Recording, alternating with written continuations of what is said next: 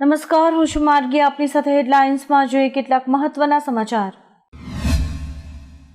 હાઈકોર્ટે તાજેતરમાં જ ટકોર કરી હતી કે જોખમી ડ્રાઇવિંગ કરનારા સામે કડક કાર્યવાહી થવી જોઈએ. જોકે આરટીઓ પણ છેલ્લા ઘણા સમયથી ટ્રાફિકના નિયમો ભંગ કરનાર સામે કડક કાર્યવાહી કરી રહ્યું છે.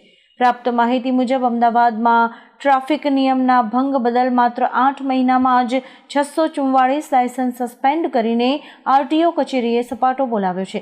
644માંથી 100 મહિલાઓના લાયસન્સ છે જે સસ્પેન્ડ કરાયા છે. અમેરિકાના પૂર્વ રાષ્ટ્રપતિ ડોનાલ્ડ ટ્રમ્પે social media platform truth social ઉપર ઉપરાષ્ટ્રપતિ કમલા હેરિસ વિશે વાંધાજનક પોસ્ટ શેર કરી છે. ટ્રમ્પે પોતાની પોસ્ટમાં લખ્યું છે કે હેરિસે રાજનીતિમાં પોતાની કારકિર્દી આગળ વધારવા માટે અવૈધ સંબંધોનો ઉપયોગ કર્યો છે. 1990માં કમલા હેરિસ કેલિફોર્નિયાના સ્ટેટ એસેમ્બલીમાં સ્પીકર વિલી બ્રાઉન સાથે સંબંધમાં હતી, જેઓ તેમના કરતાં 3 વર્ષ મોટા હતા. વડોદરામાં પૂર આવતા ઘણું નુકસાન થયું છે, પછી તંત્ર સામે પણ અનેક સવાલો ઉઠ્યા છે. પૂરગ્રસ્ત વડોદરામાં બોટ્સના અભાવને લઈને પણ પ્રશ્ન છે. સામાજિક યુવા આગેવાન સ્વેજલ વ્યાસનો એક વિડીયો સામે આવ્યો છે. તેમણે વડોદરાનું પૂર ભાજપ સર્જિત પૂર હોવાનો આક્ષેપ મૂક્યો છે. તેમણે કહ્યું છે કે આ માનવ સર્જિત નહીં પણ ભાજપ સર્જિત પૂર છે. ભાજપે વડોદરાને ડૂબાડ્યું છે. વર્ષ 2016માં કોર્પોરેશને ખરીદેલી કરોડો રૂપિયાની સ્પીડ બોટ ધૂળ ખાઈ રહી છે. દેશભરમાં પાસપોર્ટ સેવાઓ 5 દિવસ માટે બંધ છે. પાસપોર્ટ સેવા પોર્ટલ 29 ઓગસ્ટના રોજ રાત્રે 8 વાગ્યાથી 2 સપ્ટેમ્બરની સવાર સુધી બંધ છે. ટેકનિકલ મેન્ટેનન્સના કારણે આ બંધ કરાયું છે. આવી સ્થિતિમાં પાસપોર્ટ બનાવવા માટે તમારે 2 સપ્ટેમ્બર સુધી રાહ જોવી પડશે. જો તમને 30મી ઓગસ્ટથી 2 સપ્ટેમ્બર વચ્ચે પાસપોર્ટ માટે ઇન્ટરવ્યૂની તારીખ મળી છે તો તે કેન્સલ થઈને આગળ વધારવામાં આવશે. કચ્છના માંડવીમાં 36 કલાકમાં 18 ઇંચ અને અબડાસામાં 15 ઇંચ વરસાદ નોંધાયો છે. ગાંધીધામમાં 2.5 ઇંચ વરસાદ વરસતા જળબંબાકાર જેવી સ્થિતિ છે. કચ્છ હાઈવેના બંને તરફ દૂર દૂર સુધી પાણી ભરાયા છે. વરસાદને લઈને કચ્છમાં ઘણા ખેડૂતો અને મીઠાના અગરિયાને નુકસાન થયું છે.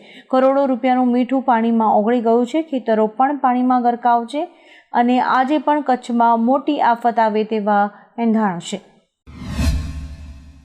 વડોદરા શહેરના વિવિધ વિસ્તારોમાંથી વરસાદી પૂરના પાણી ધીરે ધીરે ઓસરી રહ્યા છે, ત્યારે તબાહીની એક નવી વિભીષિકા બહાર આવી છે.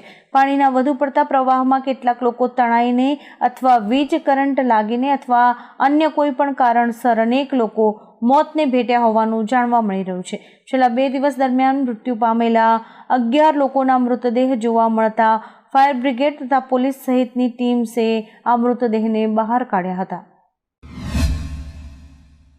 કંગના રનૌતની ફિલ્મ ઇમરજન્સી પર તેલંગાણામાં પ્રતિબંધ લાગી શકે છે. તેલંગાણા શીખ સમાજનું એક પ્રતિનિધિ મંડળ રાજ્ય સરકારના સલાહકારને મળ્યું હતું અને ફિલ્મમાં શીખ સમુદાયના ચિત્રણ ઉપર ચિંતા વ્યક્ત કરી હતી. તેમણે આરોપ લગાવ્યો હતો કે ફિલ્મ દ્વારા શીખ સમુદાયની છબી ખરાબ કરવાનો પ્રયાસ કરવામાં આવ્યો છે. આવી સ્થિતિમાં અધિકારીઓએ આ ફિલ્મ પર પ્રતિબંધ મૂકવાની વિચારણા કરવાનું કહ્યું છે. ગુજરાતમાં સ્વામિનારાયણ મંદિરના સ્વામી દ્વારા કરોડો રૂપિયાની ઠગાઈ કરવામાં આવી છે, જેમાં સ્વામી સહિત 8 લોકો સામે ફરિયાદ કરાઈ છે. રાજકોટના જસ્મીન માઢકે સ્વામી સામે ફરિયાદ નોંધાઈ છે, જેમાં મંદિર માટે જગ્યા જોઈએ છે તેમ કહીને તેમણે કરોડોની ઠગાઈ કરી હતી. સુરેન્દ્રનગર, વિરમગામ તથા સુરતમાં પણ સ્વામીઓ સામે ફરિયાદ થઈ છે. 90 વર્ષની વયે એર માર્શલ ડેન્ઝિલ કિલરનું ગુરુગ્રામમાં નિધન થયું છે. 1965ના યુદ્ધમાં તેમની બહાદુરી માટે તેમને વીર ચક્રથી નવાજવામાં આવ્યા હતા. યુદ્ધમાં તેમણે પાકિસ્તાની સેનાનું એક વિમાન તોડી પાડ્યું હતું. તેમણે 1971ના ભારત પાકિસ્તાન યુદ્ધમાં પણ ભાગ લીધો હતો. ઉપરાંત સ્પેશિયલ ઓલિમ્પિક્સ ઇન્ડિયાના સ્થાપક તરીકે તેમણે 4,50,000થી વધુ વિશેષ બાળકો માટે કામ કર્યું હતું. કેન્દ્રીય રેલવે મંત્રી અશ્વિન વૈષ્ણવે ગણેશ ચતુર્થીના અવસર પર 342 સ્પેશિયલ ટ્રેન્સ ચલાવવાની જાહેરાત કરી છે. 7મી સપ્ટેમ્બરથી શરૂ થતા ગણપતિ ઉત્સવના અવસર પર આ વિશેષ ટ્રેન્સનું સંચાલન કરાશે. ગણપતિ તહેવાર નિમિત્તે મુંબઈથી મોટી સંખ્યામાં લોકો કોંકણ જાય છે, જેના કારણે વધારાની ટ્રેન સેવાની જરૂર પડે છે. ભીડને જોતા રેલવેએ આ ટ્રેન્સની સંખ્યા વધારીને 342 કરવાનો નિર્ણય લીધો છે. વિન્ડી વેબસાઇટ પ્રમાણે અસના વાવાઝોડું પાકિસ્તાન બોર્ડરે પહોંચ્યું છે. વાવાઝોડાને પગલે કચ્છના દરિયામાં ભારે કરંટ જોવા મળ્યો હતો. આ વાવાઝોડાને પગલે કચ્છ અને પોરબંદર જિલ્લામાં ભારે પવન સાથે વરસાદની આગાહી કરવામાં આવી હતી. કંડલા, મુન્દ્રા અને જખૌ બંદરે 3 નંબરના સિગ્નલ લગાવાયા હતા. હવામાન વિભાગના જણાવ્યા પ્રમાણે ડીપ ડિપ્રેશન ચક્રવાતી વાવાઝોડામાં પરિવર્તિત થયું છે. આંધ્રપ્રદેશમાં એક ગર્લ્સ હોસ્ટેલના વોશરૂમમાંથી સિક્રેટ કેમેરો મળતા ખળભળાટ મચ્યો છે. જ્યારે એક વિદ્યાર્થિનીએ આ સિક્રેટ કેમેરાની નોંધ લીધી તો તેણે તરત જ હોસ્ટેલ મેનેજમેન્ટને જાણ કરી હતી. કેમેરામાં રેકોર્ડ કરવામાં આવેલી કેટલીક ફૂટેજ બોયઝ હોસ્ટેલમાં શેર પણ કરવામાં આવી છે. આ ઘટનાથી ગુસ્સે ભરાયેલી વિદ્યાર્થિનીઓએ વિરોધ પ્રદર્શન શરૂ કરી દીધું છે. પોલીસે આ મામલે એક વિદ્યાર્થીની અટકાયત કરી છે. જામનગર શહેરી વિસ્તારમાં 290થી વધુ નાગરિકોનું રેસ્ક્યુ કરાયું છે. આ ઉપરાંત 1550 નાગરિકોનું સ્થળાંતર કરાયું છે. અસરગ્રસ્ત વિસ્તારોમાં 1.40 લાખ જેટલા ફૂડ પેકેટ્સનું વિતરણ થયું છે. નીચાણવાળા વિસ્તારોમાં સફાઈની કામગીરી ચાલી રહી છે. તો રાજ્યમાં ઇન્ડિયન કોસ્ટ ગાર્ડ દ્વારા અત્યાર સુધીમાં 111 લોકોનું રેસ્ક્યુ કરાયું છે. મહિયારી નયાદ ધરસન ગામમાંથી 19 લોકોનું રેસ્ક્યુ, પરિગા અને મુફતનગર ગામમાંથી 31 લોકોનું રેસ્ક્યુ થયું છે. હવામાન વિભાગ દ્વારા 2 દિવસ સૌરાષ્ટ્રના મોરબી, જામનગર અને દેવભૂમિ દ્વારકામાં ભારે પવન સાથે અતિ ભારે વરસાદની આગાહી કરવામાં આવી છે. અત્યારે વાવાઝોડાના ખતરાને લઈને તંત્ર એલર્ટ જોવા મળી રહ્યું છે. તમામ લોકોને સાવચેતી રાખવા માટેની અપીલ કરાઈ રહી છે અને ઘરની બહાર ન નીકળવા માટેની સૂચના પણ અપાઈ છે. આ ઉપરાંત કાચા મકાનમાં રહેતા લોકોનું સ્થળાંતર પણ કરવાની સૂચના અપાઈ છે. કચ્છમાં ધોધમાર વરસાદ પડ્યો હતો, ત્યારબાદ સ્થિતિ અત્યંત ખરાબ થઈ ગઈ છે. ભારે વરસાદને કારણે ઘણા રસ્તા ધોવાયા છે. પ્રાપ્ત માહિતી અનુસાર લખપતના 5 ગામો સંપર્ક વિહોણા થઈ ગયા છે.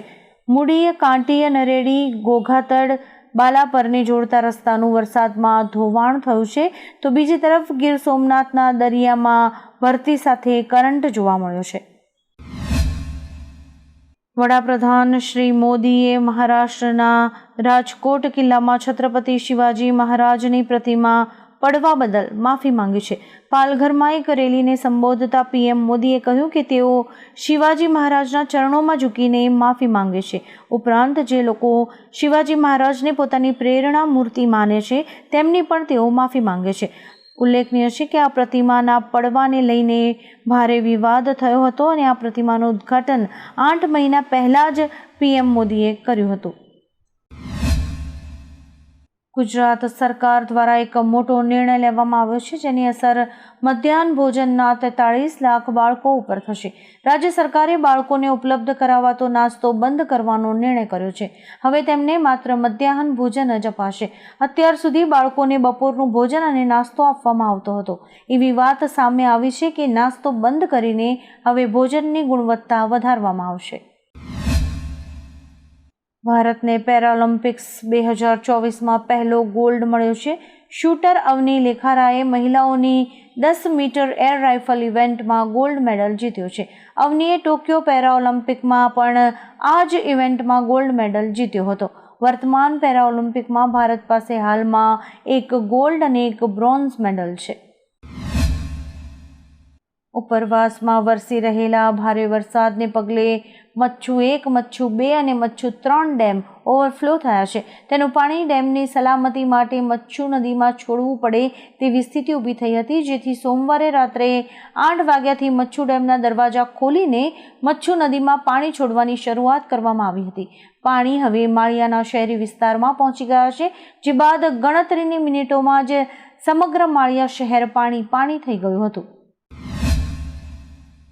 ગુજરાતમાં ધોધમાર વરસાદ વરસતા અનેક જગ્યાએ લોકોના ડૂબી જવાની ઘટનાઓ સામે આવી રહી છે, ત્યારે બનાસકાંઠાના અમીરગઢ ગામમાંથી 3 દિવસ અગાઉ ગુમ થયેલો એક યુવકનો મૃતદેહ બનાસ નદીના પટમાંથી મળી આવતા ચકચાર મચી જવા પામી હતી.